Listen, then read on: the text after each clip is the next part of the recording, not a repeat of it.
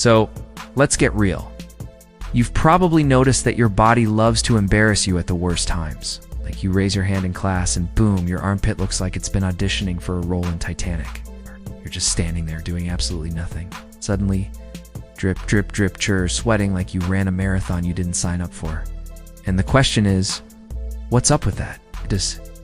Why does the human body even bother with sweat? I mean, did evolution just throw this in as a practical joke? Relax, I've got you. Let's break down the weird, slightly gross, but actually brilliant science behind why we sweat. First off, sweat is basically your body's natural air conditioning system. No, it doesn't smell terrible right away. That happens later when bacteria get in on the action.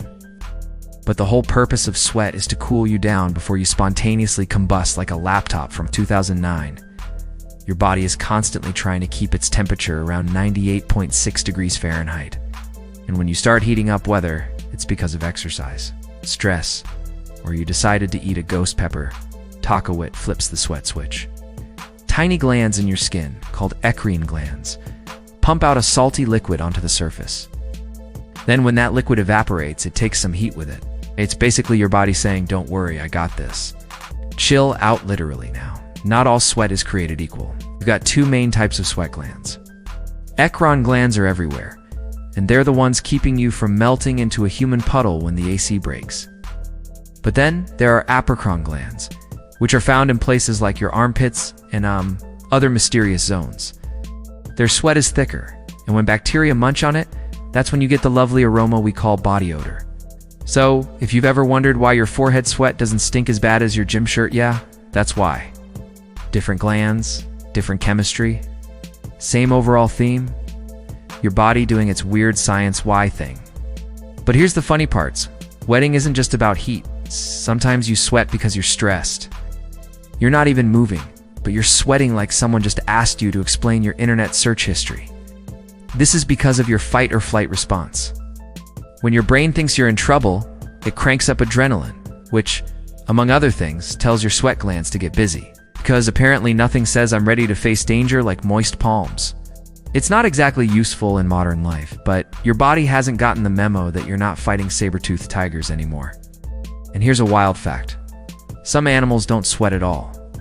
Dogs pant, pigs roll in mud, and humans, we just leak salty water everywhere like broken sprinklers. In fact, our ability to sweat is one of the reasons early humans were such good hunters.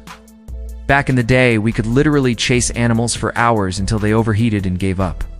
So yeah, next time you're embarrassed by your sweaty shirt, just remember your ancestors were out there winning survival marathons with the power of sweat. Now, let's talk about the downside. Sweating is great until you realize it can be a little too much sometimes. There's this thing called hyperhidrosis, which is basically when your sweat glands are like. We're going to overachieve today. People with hyperhidrosis sweat way more than they need to, and it can be a real struggle. On the flip side, there are people who can't sweat enough, and that's dangerous too, because without sweat, you can overheat fast. So yeah, as much as we complain, sweating is actually a life-saving mechanism. And let's not forget, sweat itself is mostly water with a sprinkle of salt and minerals. So when you're done with a workout, and your shirt looks like a tie-dye project, that's just your body saying, congrats, here's some sodium glitter. And if you've ever tasted your sweat, don't lie. We've all been curious it's salty because your body's flushing out a little sodium. Not enough to replace chips though. Don't get ideas. At the end of the day, sweating is one of those things that's annoying, kind of gross, and yet absolutely necessary. It keeps you cool, protects your body, and low-key connects you to millions of years of human survival. So next time you're wiping your forehead in the middle of a hot day, don't be embarrassed. Just tell yourself, this is elite biology in action. Sure, it's sticky, uncomfortable, and ruins your favorite shirt, but it's proof your body knows how to keep you alive. So yeah, what makes us sweat? Heat, stress, emotions, spicy food, exercise, and biology just doing its weird, brilliant thing. You may hate it, but without it, you'd be toast. Literally. So embrace the drip. Laugh at the stains, and remember, you're basically carrying around the world's most eco-friendly AC unit. Not bad for a species that still struggles to find matching socks. This is Think. And now you know why you sweat, whether you like it or not.